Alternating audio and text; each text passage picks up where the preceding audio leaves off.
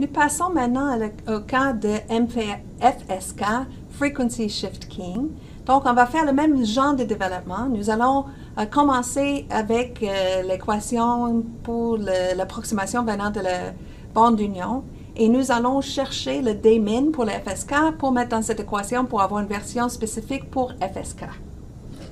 Donc, pour FSK, nous commençons encore avec la définition de symbole, un symbole dans la constellation.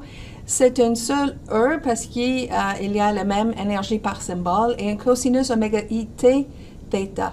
L'information est codée sur la porteuse, la fréquence de la porteuse. Dans le cas PSK, on n'avait qu'une porteuse et l'information était codée dans la phase de cette porteuse. Ici, la phase, on va supposer que la phase est nulle parce que la phase n'a pas d'information. Donc, la phase, s'il n'est pas connu, nous allons l'estimer, mais finalement, nous allons comme avoir un équivalent où la phase est finalement zéro, sans perte de généralité. Donc, étant donné qu'il est zéro, nous avons des cosinus oméga i. Chacun des i est une fréquence différente.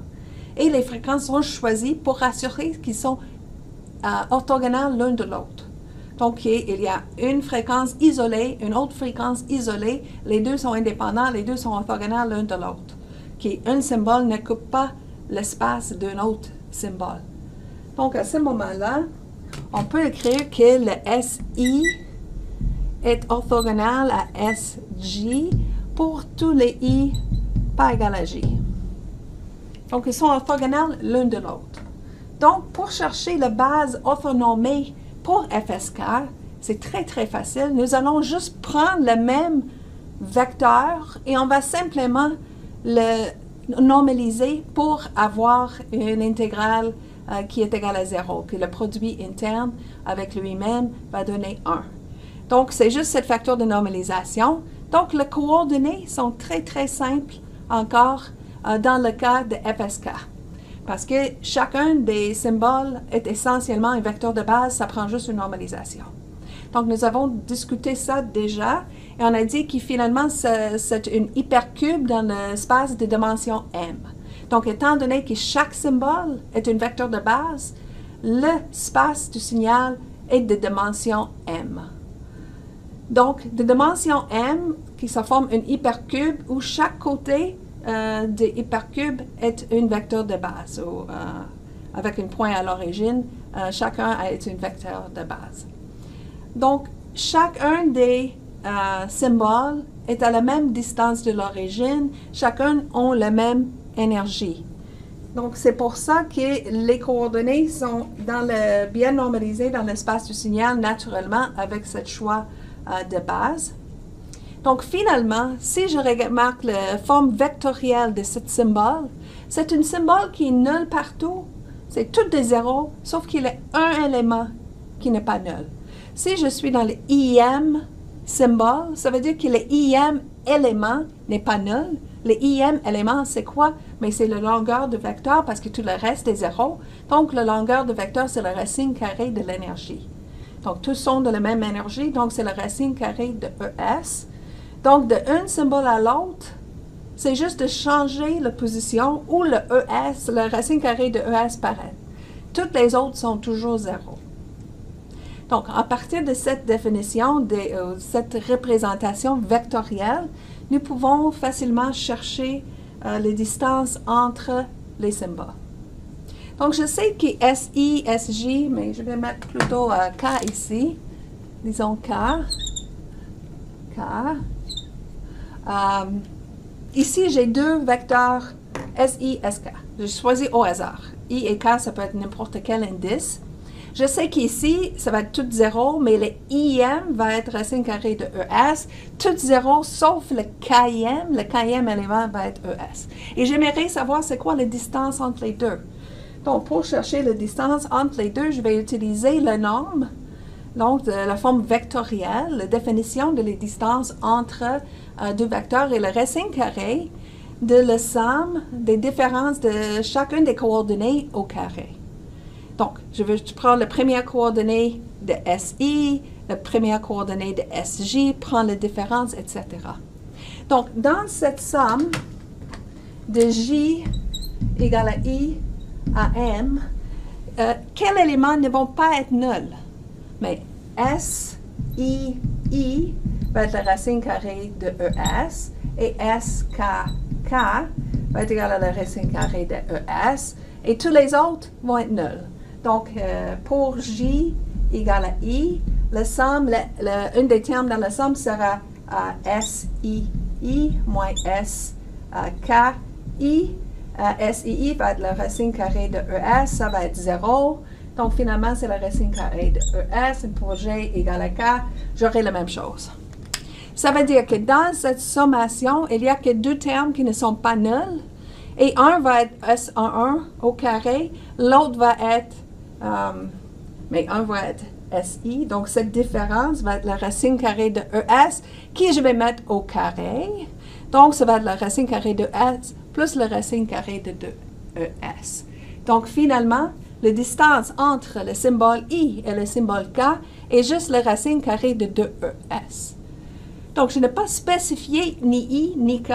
Donc, c'est pour tout l'ensemble, toutes les paires. Je peux prendre n'importe quel 2 points dans cette constellation, dans cette hypercube. Je peux prendre n'importe quel coin. Et la distance entre les coins est toujours la même. Et c'est la racine carrée de 2ES. ES et l'énergie moyenne par symbole. L'énergie moyenne par symbole parce que tous les symboles ont la même énergie. Donc, ça veut dire que j'ai trouvé le D-min, parce qu'ils sont tous à la même distance. Donc, la distance minimale, c'est cette distance. Donc, tous les paires sont à la distance minimale. Il faut compter. Donc, j'ai le D-min ici. Ça, c'est le D-min. Et l'autre chose dont j'ai besoin, c'est le nombre de paires. Le nombre de paires à la distance minimale, ça, c'est le K. Combien de paires à la distance minimale? Mais toutes les paires possibles. Donc, quand j'ai une collection de M points, il y a combien de manières de faire des paires de points? Mais ça, c'est le M, choisir 2, qui est donné par le factoriel de M divisé par le factoriel M-2 fois le factoriel de 2. Donc, je peux simplifier. Et le K, c'est juste M fois M-1 divisé par 2. OK, donc nous avons trouvé que la distance minimale est la distance trouvée par cette forme vectorielle qui est la racine carrée de ES, 2 fois ES. Et on peut remplacer encore le ES par l'expression de EB fois log de M, où log de M est le nombre de bits par symbole. Et nous avons trouvé aussi K. Donc, utilisant ces deux valeurs, on peut la mettre ici dans l'équation générale pour avoir une équation spécifique pour le MFSK. Et voici la simplification qui devient finalement M-1 fois la fonction Q de racine carrée de EB fois log de M divisé par N0. Encore une fois, nous avons le rapport ici EB sur N0 qui est le format qu'on aime pour comparer, donc un format un peu standard pour la représentation pour la probabilité d'erreur. Donc, encore une fois, le résumé, nous avons la structure du récepteur et la performance. Donc, on n'oublie pas qu'il y a toujours les 3 critères. C'est l'efficacité spectrale,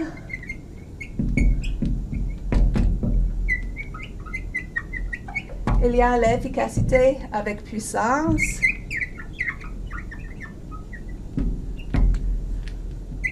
en puissance, qui est une autre manière de dire la probabilité d'erreur versus UB sur N0. Et le troisième, c'est la complexité ou le coût. Plus que les complexes, plus que ça va coûter cher. Donc, voici, on va avoir 2 de ces aspects. Nous pouvons quantifier un peu 2 choses. Au moins, la complexité, on voit dans la complexité du récepteur. Et l'efficacité en puissance, c'est cette expression-là. Nous allons développer dans les prochains modules l'efficacité spectrale. Mais pour maintenant, au moins, on a 2 des critères pour examiner des systèmes de communication. Donc, complexité de récepteur. Dans le cas de PPSK, nous avons un espace de dimension 2. Donc, il n'y avait que 2 branches. Dans le MFSK, qui est une modulation orthogonale où chacun des symboles sont orthogonales l'un de l'autre, à ce moment-là, la complexité est plus complexe parce que nous avons M branches. Pas 2 branches, mais M branches. On a une branche pour chacun des symboles. Dans le cas de FSK, chacun des symboles est une fréquence différente. Donc, après la corrélation, nous avons les coefficients dans l'espace vectoriel. Et bien sûr, la dernière étape, c'est de prendre décision. En cherchant ces coordonnées, nous allons chercher, donc c'est les vecteurs reçus, c'est les coordonnées dans l'espace du signal de vecteurs reçus, et nous allons choisir le symbole qui est plus proche de cet vecteur reçu. Et voici la performance pour la probabilité d'erreur. Nous avons ici une courbe typique pour la probabilité d'erreur versus le EB sur N0. Donc, le comportement typique dont je parle, c'est cette forme en cascade. La forme en cascade parce que quand le EB sur N0 est très, très, très petit, quand c'est très petit, le bruit est très fort. Le bruit est plus fort que le signal. Le bruit est tellement fort que je ne vois pas le signal. Si je ne vois pas le signal, c'est comme de juste faire un choix au hasard. Un choix au hasard qui va me donner une probabilité dans le cas d'une bit de 1/2. Donc, plus j'avance avec une EB sur N0 plus fort, plus que le signal est plus fort que le bruit, ça va améliorer. Et donc, nous avons ce comportement typique. Donc, si nous voulons comparer 2 courbes de probabilité et décider lequel est meilleur que l'autre, par exemple, supposons que j'avais une deuxième courbe ici, et je pose la question, laquelle courbe est plus pour un système qui est plus performant en puissance? Je dirais que c'est celui qui est plus proche de l'origine. Pourquoi? Parce que si je prends une certaine probabilité d'erreur, je veux avoir cet niveau de probabilité d'erreur. Pour la courbe qui est plus proche de l'origine, ça prend moins de EB sur N0, ça peut être une EB sur N0 plus petit pour atteindre la même performance. Donc, la courbe le plus proche de l'origine, c'est la courbe qui est plus efficace en puissance. Voici la courbe pour le MFSK, la courbe de probabilité d'erreur versus EB sur N0. Et je vais utiliser K.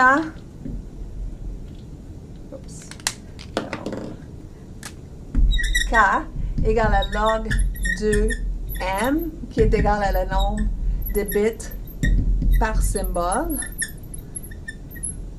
Donc, ici, chacune des courbes indique une autre valeur de K. Donc, dans le M ici, je vais prendre le log de M et c'est ça l'indication ici pour chacune des courbes. Donc, chaque fois que je vais agrandir K, chaque fois que K est plus grand, chaque fois que j'ajoute plus de points dans la constellation, la performance va améliorer parce que la courbe typique de probabilité d'erreur va être plus proche à l'origine. Donc, c'est typique pour le comportement d'un signal qui est orthogonal. Donc, c'est spécifique pour FSK ici.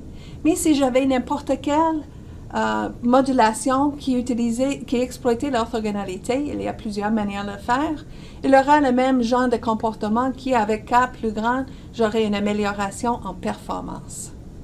Donc, on avait une discussion précédemment sur les hypercubes. Donc, un hypercube, on a dit que chaque fois qu'on ajoute un point dans l'espace, on ajoute une autre dimension.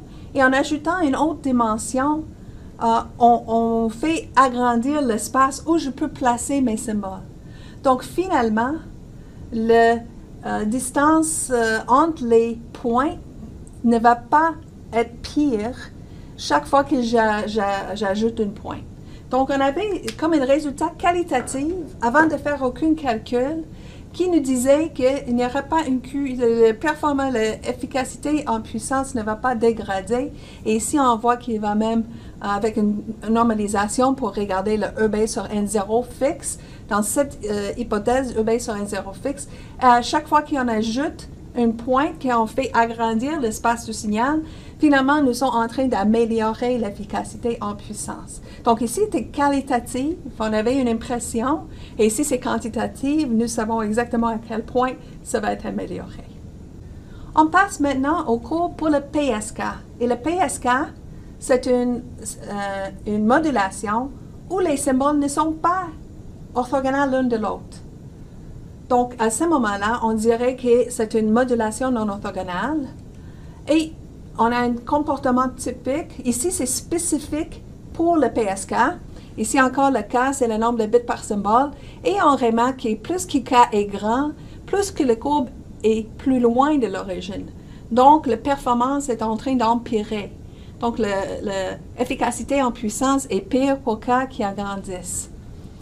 Donc, ça, c'est typique, comme j'ai dit, pour le non-orthogonal versus l'orthogonal qu'on a vu tantôt. Donc, un exemple de modulation orthogonale était FSK. Un exemple de modulation non-orthogonale, c'est la MPSK, mais il y a, bien sûr, c'est juste deux catégories.